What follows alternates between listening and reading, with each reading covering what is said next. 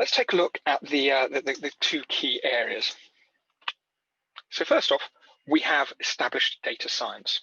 Now, when we're working with established data science, we are working with commonly seen problems.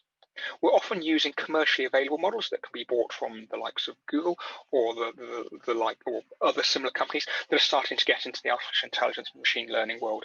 And they are developing their own models that can be bought off the shelf and are ready to use by individual companies that don't necessarily have a specialist data science division, or they do have a data science division, but they want to bypass the need to produce their own data models by using ones that can be bought in. But because they're bought in, because they're sold by typically quite specialist companies, those models come in pre-trained and are highly accurate. In that respect, they can be kind of considered more akin to an engineering framework, where you bring in a framework and you cherry pick the parts of that framework that you want to combine and build to make an application. In the same way, you can go to companies such as Google, such as Amazon, and buy these pre-trained models and use them as you see fit, either as they are or adapt them to your own requirements, or indeed build them into your own systems and your own applications. On the other end of the scale, we have experimental data science. Now, experimental data science is where we're starting to use new or emergent models. Very often they are research-based in nature, either in terms of the project itself or in terms of the models that you're using. And this means they are more likely to follow a scientific method rather than an engineering method. Now, as such, you see, although they typically involve an awful lot of research, development of hypotheses and experiments to prove or disprove those hypotheses, and then high levels of refactoring before you repeat the whole process again to develop more knowledge and more capability. Very often, when we're dealing with experimental data science, we're dealing with environments that have close connections with academia and the interpretation of recently released white papers from those academic bodies. In essence, it means that we are developing new models, or indeed, we're working with typically unproven models, or sorry, hitherto unproven models. And this means that when we're dealing with experimental data science projects, we're working in a highly experimental way. And from an agile perspective, that means we're actually relatively unpredictable.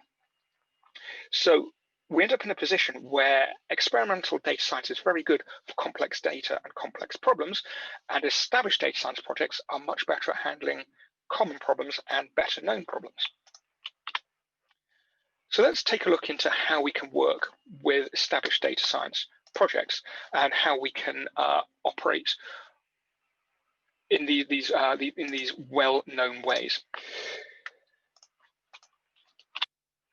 First off, as I said before, established data science projects are very good at working with known problems. So very typically, they operate using data science models that focus on facial recognition or voice recognition or natural language processing, perhaps machine vision or character recognition. The kind of places where you see this is biometric security. So when your phone does facial recognition to let you in, well, that's actually an AI system, a machine learning system that does that.